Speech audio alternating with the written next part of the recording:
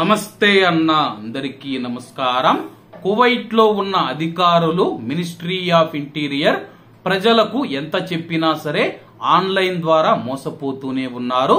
Kuwait లో ఉన్న మంత్రిత్వ శాఖలు కానీ బ్యాంకులు కానీ ప్రభుత్వ అధికారులు ఫోన్ చేసి మీ యొక్క వ్యక్తిగత వివరాలు కానీ మీ యొక్క బ్యాంకు వివరాలు కానీ మీ యొక్క సివిల్ ఐడి నెంబర్ కానీ ఏటీఎం నెంబర్ కానీ ఏవి అడగరని చెప్పేసి, అలాగే ఓటీపీ వచ్చినప్పుడు కూడా ఎవరు ఇతరులకు చెప్పవద్దని చెప్పేసి, అలాగే ఏవైనా సరే గుర్తు తెలియని వ్యక్తులు పంపించిన లింకుల పైన క్లిక్ చేయవద్దని చెప్పి మినిస్ట్రీ ఆఫ్ ఇంటీరియర్ ఇప్పటికే ప్రజలను హెచ్చరించింది.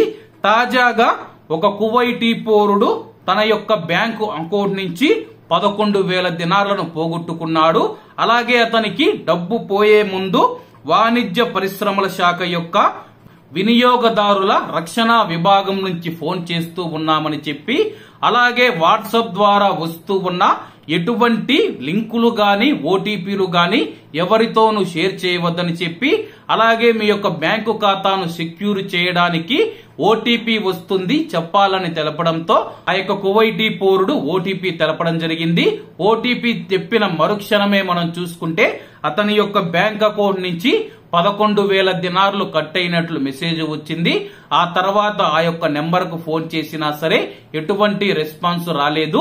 వెంటనే మోసపోయానని తెలుసుకున్న ఆ యొక్క కువైటీ స్థానిక పోలీస్ స్టేషన్ లో ఫిర్యాదు చేయగా మోసపూరిత కాల్ ద్వారా 11,000 దినార్లను దొంగిలించిన 2 ఈజిప్టియన్ సోదరులను పోలీసులు అరెస్టు చేశారు. తాజాగా వారిని కోర్టు ముందు హాజరుపరచగా విచారించిన కోర్టు ఈజిప్టు సోదరులకు 2.5 సంవత్సరాల పాటు జైలు శిక్ష విధిస్తూ తాజాగా తీర్పునిచ్చింది. కాబట్టి ఇటువంటి వారి పట్ల చాలా జాగ్రత్తగా ఉండాలని కోరుకుంటూ అందరూ బాగుండాలి, అందులో మనం ఉండాలి. అందరికీ నమస్తే అన్న, జై హింద్.